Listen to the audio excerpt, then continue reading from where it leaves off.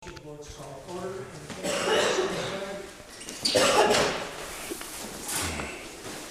Pledge allegiance to the flag of the United States of America and to the republic for which it stands, one nation, under God, indivisible, with liberty and justice for all.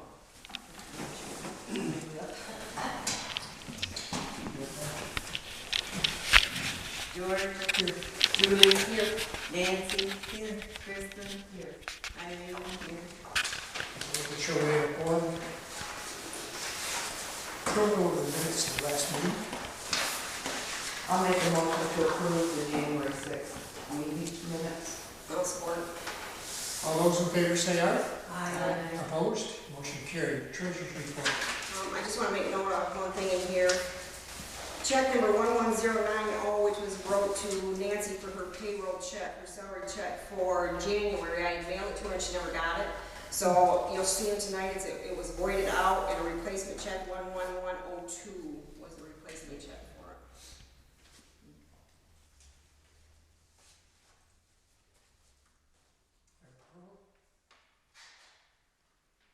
Yeah, it was like,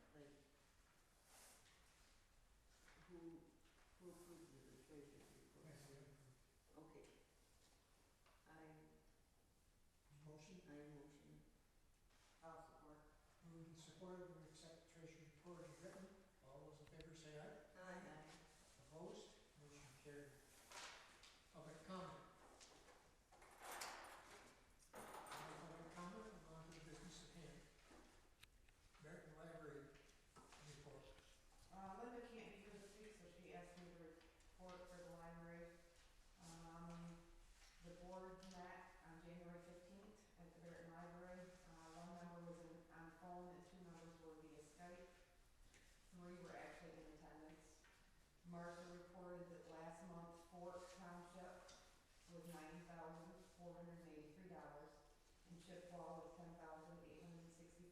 Millage had come through, with an addition of 2 $100 donations that they had not expected. The monthly usage of the library facility showed that the use of juvenile easy books and ebooks was up tremendously during the last month. Marcia reported that books purchased by the Mecosta Chippewa Lake Lions Club have been put on the shelves of the Chippewa Library. Ben, who's one of the library employees, have made several displays and are featuring the library books. The next library board meeting is February 19th, 1 p.m. at Barton Library. I move that we accept the library report. I'll support. All those in favor say aye. Aye. Motion carried. While we're talking about the library, Julie, I also wanted to update the board that you and I are starting to make a list, just kind of a poll on who comes into the library and the days that we work. Granted, we're not there Fridays and Saturdays, but just trying to get an idea of how many people are in and out of the library and what they're using the library for. Hopefully in this early summer we'll be able to give you a report on that. Good idea, right, people that are using it. Any more? Ron, Chippewa Lake Bar property sale information. I'll let Kristen do that, because I know she contacted and talked to Roy Curtin about getting that listed. I did talk to Gordon.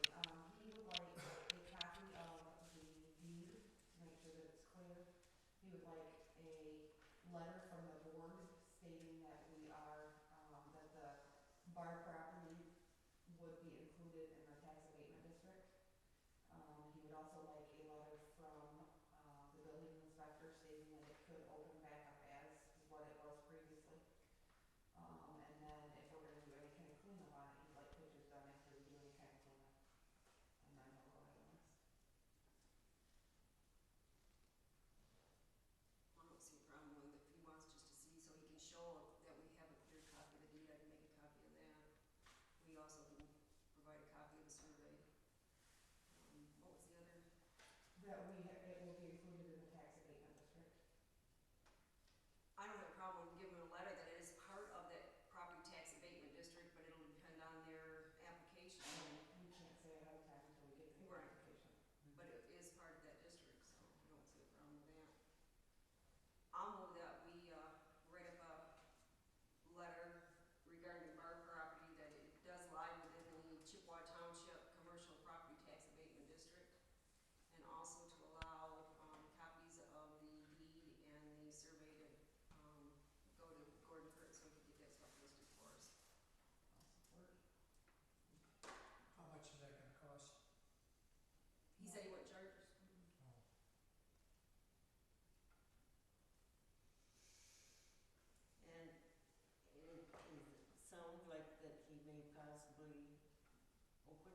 No, he doesn't lie, he's gonna help us list it instead of going to the real estate. Oh, so we don't put much money into that.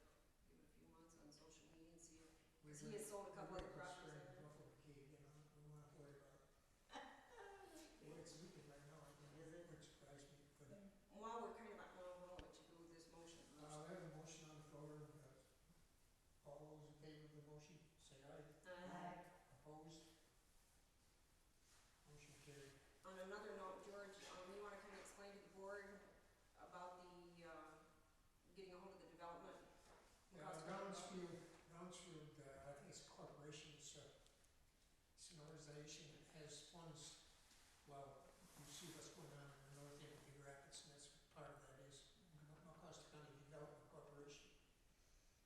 And, if the plan is to tear that down, we probably can get financing to tear it down from that organization, because there's money there that isn't being used. I am gonna call the person that's in charge of it, find out what he has to say about it, and I will let you know the next meeting. I'm honestly wondering if it would sell better with that building out of there. Well, the building is a detriment in itself, I mean, Exactly, I mean, people, they can't save it, so I wonder if that's gonna hold people from buying it, The because only they don't have the. yeah, the only problem I Tear it see down. is there's a possibility there's a room enough to put something in there that's worthwhile. I don't know whether that, I know there's a, in the ordinance, you have to have so many square feet of property area to put a building on. And, I don't know whether there's room enough there or not. We keep one wall, couldn't we keep one wall and grandfather it in? I don't know. Maybe somebody have. I got a feeling that we got some property on the lake that's gonna be brought before the zoning board because of that very thing. They left a garage and then they added on to it, and, they violated the distance from the lake to the building. They violated our sewer, so I got a feeling something's gonna come up with that because, Well, it should be something we could check into though for that bar property, to Yeah. see if, Yeah. what exactly square footage, what could go in there if it Yeah. was vacant, if we'd be better off keeping one wall. I'll get this gentleman out here and see what we can do with it. Maybe he has a suggestion on handle it. Okay, thank you, George. The jukebox in the bar, you got? Yeah, I contacted Jim Hall with Melody Music, I left him a message, he has still not called me back. Who wants, is there somebody want it? or- He's the one that came in to begin with, and we told him that he had to provide Yeah. paperwork showing that he owned it. And then Cindy, Walters, the prior owner, said, because then we thought we had heard Dolphin Point owned it, and she said, and that's what she told us, Dolphin Point owned it. So I called the owner of Dolphin Point on Mount Pleasant, he said it was not his, he did not own it. So I tried calling this Mr. Hall back to see if he's been able to come up with any paperwork yet, and he's not returned the call. So as of right now, we still don't know. I'll keep trying another month. it's fun, he wants to come and get it. Well, I'll contact him again and see if he won't return my call, and then I guess I will check with the state of Michigan on that, unclaimed property, see how that's gotta be handled. Yeah. So we'll have something for next meeting. Okay, township welcome signs. I don't have anything to update, I think we're gonna try, a couple, or at least one business that did our original signs, and see what they would charge. That was lower, wasn't it? Yeah, They won't touch it. Did you talk to him? I've talked to them. There's no way they can put what we want on there and even make a background for it. She says it's just impossible. So, What if we take out some of the pictures? well, that would have to happen, you know. We probably could go over there and sit down with them and discuss what we really want to get in there. And if they could put it in there, we could do it, they could do it. But, what I took over, there's the three pictures we had. And she wasn't there, she usually does the work, but, she called, she says it's almost an impossibility to get what you want on there. Okay. So if you want us sometime, I can call, and we'll set a date and go over there and talk to him. Okay. All right.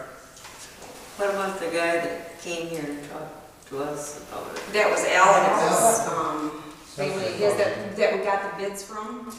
And we kind of decided it was a little bit high for what we wanted to spend with it. So we decided Kristen was gonna work on it and see if she couldn't come up with a couple more bid ideas. I mean, the signs were beautiful, but We'll go over and talk with them and find out what they can really do. maybe give us just some kind of other option of what we have for.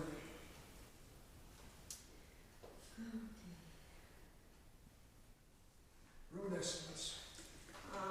We got this today from Tim Nessel from the Cost County Road Commission in regarding to the debt. And George and I did that right around with him, that he had suggested that we do the, crack seal on the newest blacktop that we had done, not last year, but the year before, which is 2nd Street, Cutler Street, 3rd Street, Lake Street, and West Chippewa. To do various crack seals on those to help hold those roads is $12,160. But he's got 2.1 miles of West Chippewa, and he wasn't in today, so he couldn't tell me exactly where West Chippewa we're talking on the 2.1 miles. He'll be back next week. He's going to a conference, so I can get a hold of him then. So that was a total to do all those various crack seals on that new pavement. Now, he also, when we went on that ride around, he also told us we went to 65th Avenue between 20 Mile and 19 Mile Road, because that's a project that's been on our list for quite a long time. And the cost of it's always been extremely high. He said if we could give them time, and we talked about this last month, if we could give them time, they could work on getting the trees out of there, which would cut down on the cost for that road project. It's winter, weren't they? Well, they've actually started it, Good. on the 19 mile end of that, but he did send me an estimate for it, and for that mile, this is for gravel, culverts, ditching, and the stump removal of those trees is $43,617.05. But I have a couple questions for him on, because this also says removal of trees, so I want to question him on that and see how much, because that portion of it is $22,000 by itself. I'd like to check with him when he gets back to see, you know, how much more might come off of that to get more of those trees out of there. So I'd like to, There is a possibility that there's trees that they will miss, and then that's would cover. Not the trees that they're cutting out this winter, because he made a statement very clear that it wouldn't cost us anything to get those trees out now. but that's what I'm wondering, if we can go one more year into this, if we, you know, they can do it this year and maybe do some more, he said, because on their downtime, like through summer or next winter, if it would even cut that price down more. Or if we could even do half of that project. Looking at what we're looking at for next year, we got the bridge going in, hopefully. It won't be going in 2016, he has told me that it's been pushed back to 2017. Well, we, almost 6 months ago, going to 2017. Yeah, and both projects, the 19 Mile Road project, So with that safety funds, Chippewa Drive to this 2017. hopefully. The 23 Mile Road, he's not even, it's way out on their list, so. But I'd like to be able to ask him a few questions and clarifications on this, and then I can bring it back to you next month. I move that we table the 2016 road estimates until March. Support. This moved and supported, all those in favor say aye. Aye. Opposed? Motion carried. Mark, Fort Township injection well. I attended a meeting Thursday, January 21st at the Chippewa Hills High School on the Class 2 injection well that they're trying to put in Fort Township. Honestly, I felt after I was done and being there for a couple hours, it was a waste of time. Out of the 18 questions that were asked, the EPA said 14 of them they didn't know the answers to. They kept kind of passing the buck along to somebody else. At the end of it, 2 high school students stood up and asked, EPA, can you 100% guarantee us that none of this Rhino will give you more drinking water? And they said, no, we cannot guarantee you that. Somebody else asked, in the application process, all these people showed up because they don't run the injection well. How is this going to affect the application process? And the EPA pretty much said it doesn't come into play. As long as the application requirements are met and the application is filled out properly, whether the people that were there want the well or not, they can still do it. It was still grant the permit.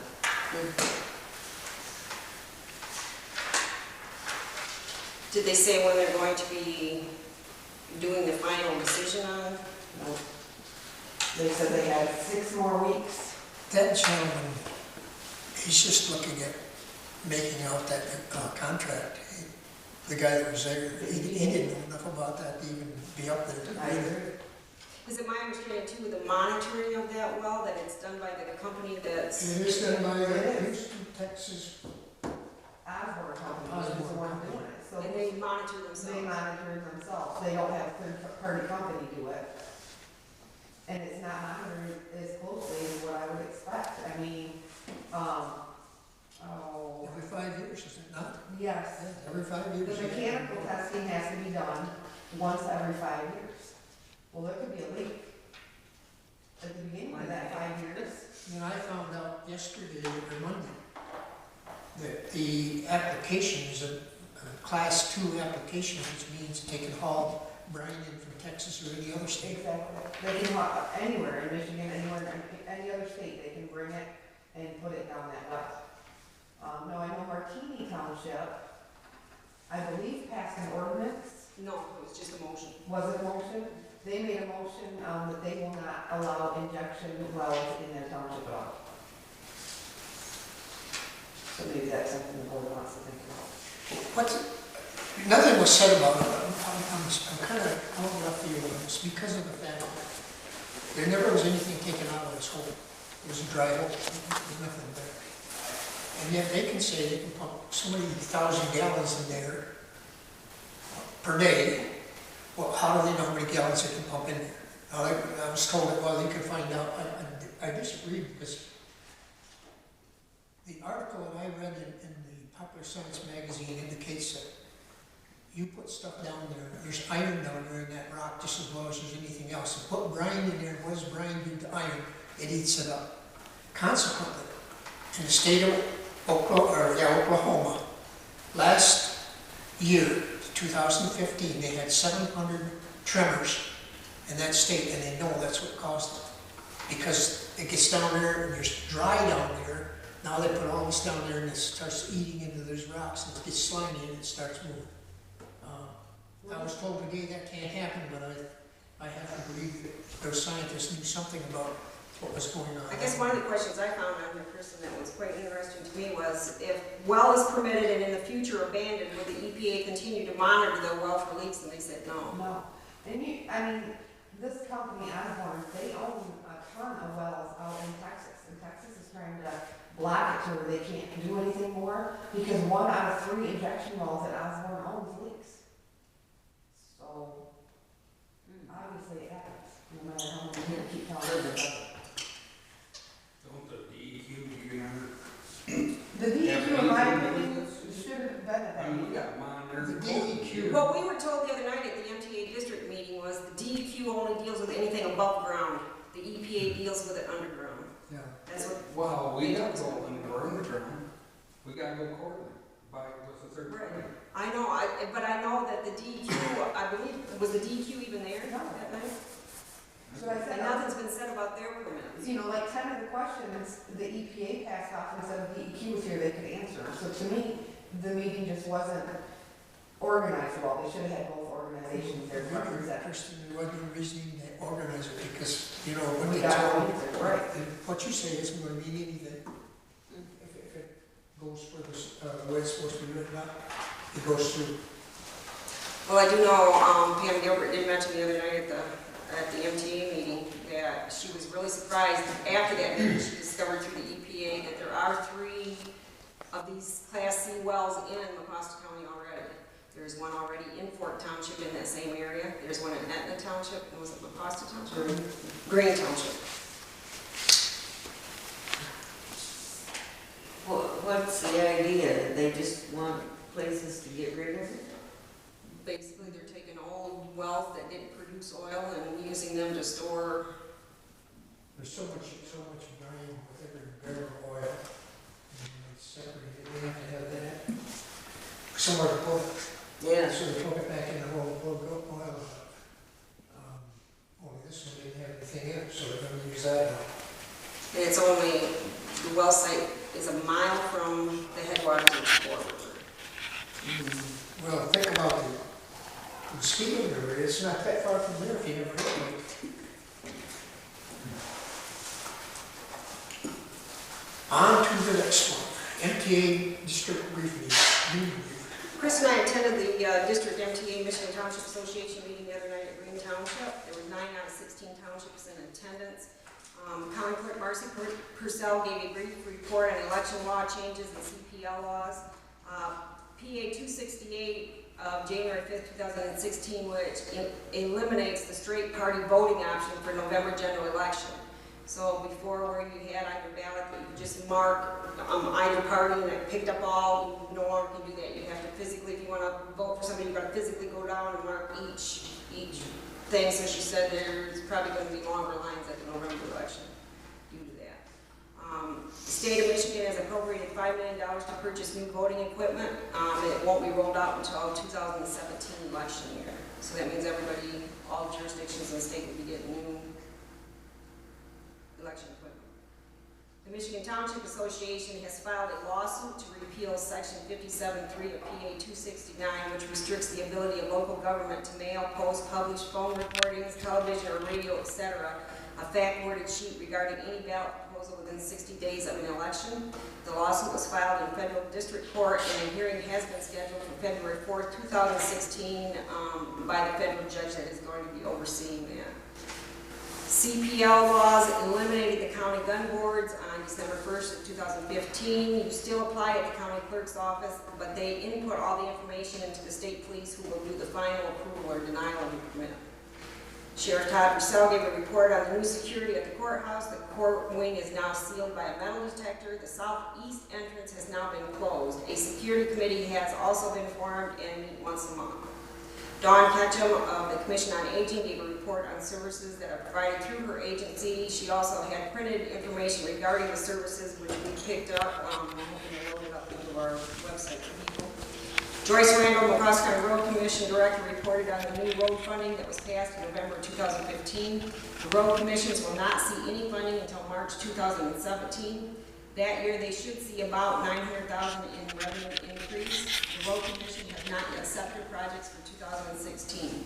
They just completed a study showing that 46% of the county primary roads are in poor condition, 34% in fair, and 19% in good condition. They estimate that they would need $15 million to bring the county primary roads back to good condition. The local county roads are 73% poor, 17% fair, and 9% good. Karen Hahn of the Cross County Register of Deeds reported that the Register of Deeds office is now handling passport applications and renewals. Currently, there is a 6-week turnaround time for passports, and even if you have them pay the extra money and have it expedited, it's still at least 3 weeks out. Shyla Cayenne, the Cross County Equalization Director, reported that her office is working on assessment change notices, and adjustments have been made to the GIS mapping system to better pinpoint subdivision properties, especially around lake areas. Sherry Ernest, the McCosk County Treasurer, reported that their office is getting ready for the 2015 property tax settlement. Jeff Abel of the McCosk County Parks Director reported that repairs are being done to county park structures, and they are working with Moisid to build 2 new family cabins for School Section Lake. The Parks Board has also requested that the Mecosta County Commissioners place a ballot proposal for a $500,000 countywide for the Mecosta County Park System for 5 years. Mecosta County Commissioner Eric O'Neill reported that the Mecosta County and Owego County Board of Commissioners have each committed $150,000 to a $1.2 million bike trail system that will begin in Owego County and end at Hardy Dam. 2/3 of the bike trail will be in Owego County and 1/3 in western Mecosta County. The MTA district officers for 2016 were elected, and the outgoing Secretary Treasurer Linda